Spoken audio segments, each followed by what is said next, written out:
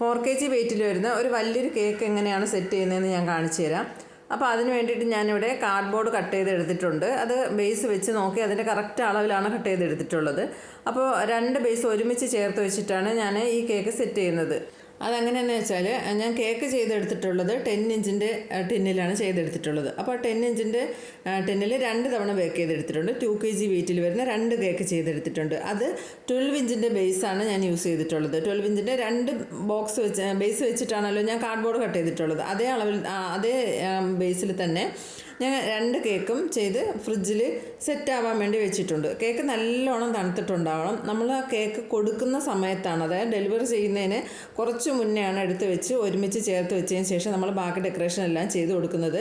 കാരണം ഇത്രയും നീളത്തിലുള്ള കേക്ക് എന്തായാലും നമ്മളെ ഫ്രിഡ്ജിനകത്ത് കയറാൻ ബുദ്ധിമുട്ടായിരിക്കും. അപ്പോൾ അതുകൊണ്ട് അതിന് മുന്നേ തന്നെ കേക്ക് നല്ല രീതിയിൽ റെഡിയാക്കി സെറ്റാക്കി വെച്ചതിന് ശേഷം നമ്മൾ പിന്നെ കുറച്ച് കാര്യങ്ങൾ മാത്രമേ അതിൽ ചെയ്യുന്നുള്ളൂ. അത് ക്രീം എന്തായാലും കുറച്ച് തണുപ്പ് ഉണ്ടാവുമല്ലോ, അപ്പോൾ ആ ഒരു ഇത് മതിയാവും.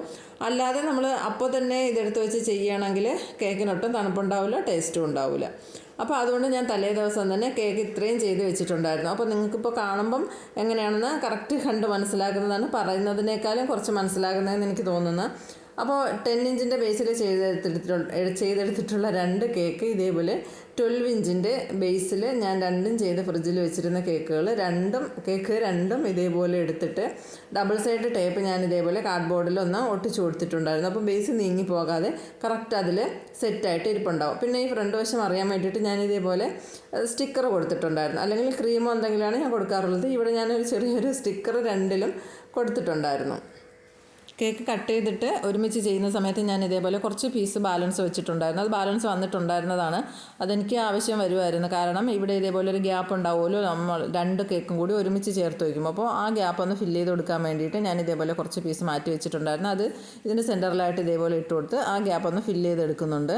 അപ്പോൾ ഞാൻ ചെയ്തിട്ടുള്ളത് നിങ്ങൾക്ക് കാണുമ്പോൾ മനസ്സിലാവും. ആ വശം ഞാൻ ക്രം കോട്ട് ചെയ്തെടുത്തിട്ടേ ഉള്ളൂ, ഫുള്ളായിട്ട് ക്രീം കൊടുത്ത് ക്ലിയർ ആക്കി എടുത്തിട്ടില്ല. കാരണം ആ 2 വശമാണ്, ആ 2 കേക്കിൻ്റെയും ആ ഒരു വശമാണ് ഒരുമിച്ച് ചേർന്ന് വരുന്നത്. ആ ഭാഗത്ത് ഞാൻ ക്രം കോട്ട് മാത്രമേ ചെയ്തിട്ടുള്ളായിരുന്നു. അവിടെയാണ് ബാക്കി കേക്കും കൂടി ഇട്ട് കൊടുത്തിട്ട് റെഡിയാക്കി എടുത്തിട്ടുള്ളത്. അപ്പോൾ ഞാൻ മുന്നേ ചെയ്ത് വെച്ചിരുന്നത് കൊണ്ട് തന്നെ ആ ഭാഗത്ത് മാത്രം ക്രീം കൊടുത്തിട്ട് കേക്ക് കൊടുത്തില്ലേ, കേക്കിൻ്റെ പീസ് കൊടുത്ത ഭാഗം അവിടെ മാത്രം ക്രീം കൊടുത്ത് 2 കേക്കും കൂടി ഒരുമിച്ച് വരുന്ന രീതിയിലൊന്ന് റെഡിയാക്കി എടുത്തതിന് ശേഷം അവിടെ മാത്രം ഞാൻ ഓയിൽ ബ്രഷ് കൊണ്ടൊന്ന് വരഞ്ഞു കൊടുക്കുന്നുണ്ട്. ബാക്കി ഭാഗത്ത് ഞാൻ നേരത്തെ ചെയ്ത് വെച്ചിരുന്നതാണ്. അപ്പോൾ ഫ്രിഡ്ജിലിരുന്ന ആ കേക്കിലേക്ക് നമ്മൾ വീണ്ടും ഓയിൽ ബ്രഷ് വെച്ച് ടച്ച് ചെയ്യുന്ന സമയത്ത് ക്രീം ഒരുമാതിരി ഒന്ന് പിരിഞ്ഞ പോലെ ആയിപ്പോവും.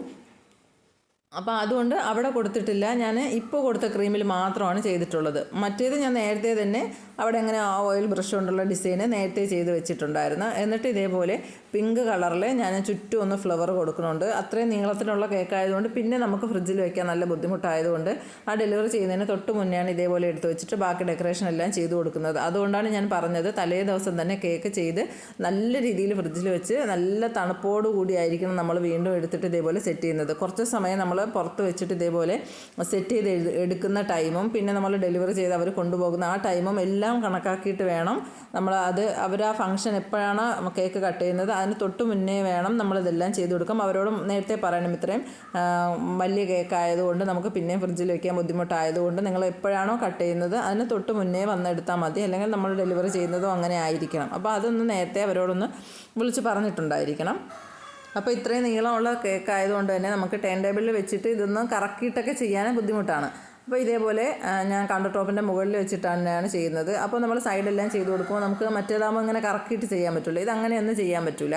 അല്ലാതെ തന്നെ നമ്മൾ കൈയൊക്കെ അപ്പുറത്ത് ബാക്കിലോട്ട് കൊണ്ടുപോയി ക്രീമൊന്നും തട്ടാത്ത രീതിയിലൊന്ന് ചെയ്തെടുക്കണം. എന്നിട്ട് ഇതേപോലെ ഫോണ്ടൻറ്റിലാണ് ഞാൻ പേര് കട്ട് ചെയ്തെടുത്തിട്ടുള്ളത്. ലാസ്റ്റ് ലെറ്ററാണ് ആദ്യം വെച്ച് കൊടുക്കുന്നത്. അത് ഒരു വശത്ത് നിന്ന് ബാക്കിലോട്ടാണ് ചെയ്തിട്ടുള്ളത്. കാരണം പേര് കഴിഞ്ഞതിന് ശേഷം കുറച്ച് സ്ഥലം ബാലൻസ് ഉണ്ടെങ്കിൽ അവിടെ വേറെ എന്തെങ്കിലും ഒരു ഡിസൈൻ ചെയ്യാമല്ലോ എന്ന് വിചാരിച്ചിട്ടാണ് അങ്ങനെ ചെയ്ത് കൊടുക്കുന്നത്. അപ്പോൾ ഇവിടെ നിന്ന് തുടങ്ങുമ്പോൾ ചിലപ്പോൾ നമുക്ക് കറക്റ്റ് അവിടെ എത്തുമ്പോഴത്തേക്കും ഒന്നുകിൽ സ്പേസ് കൂടുതലായി പോകും, അല്ലെങ്കിൽ തികയാതെ വരും. അപ്പോൾ അതുകൊണ്ട് അവിടെ നിന്ന് തുടങ്ങുമ്പോഴത്തേക്ക് നമുക്ക് അറിയാൻ പറ്റും ഇവിടം വരെ വന്ന് നിൽക്കുമെന്ന്. എന്നിട്ട് അവിടെ എന്തെങ്കിലും വേറെ ചെയ്ത് കൊടുക്കാമല്ലോ അതിന് വേണ്ടിയിട്ട്. പിന്നെ ഈ കേക്ക് ഡെലിവറി ചെയ്യുന്നത് നല്ല ബുദ്ധിമുട്ടാണ്. കാരണം കാരണം സെൻറ്ററിൽ നമ്മൾ കാർഡ്ബോർഡ് കൊടുത്തിട്ടുണ്ടെങ്കിലും രണ്ട് ബോർഡ് ഒരുമിച്ച് വെച്ചേക്കുന്നതല്ലേ, അപ്പോൾ ആ ഒരു അവിടെ വെച്ചൊന്ന് ഒടിഞ്ഞു പോകാൻ സാധ്യതയുണ്ട്. അപ്പോൾ നമ്മൾ എടുക്കുന്ന സമയത്തും നല്ല രീതിയിൽ സൂക്ഷിച്ച് വേണം അതൊന്ന് കൈകാര്യം ചെയ്യാൻ വേണ്ടി.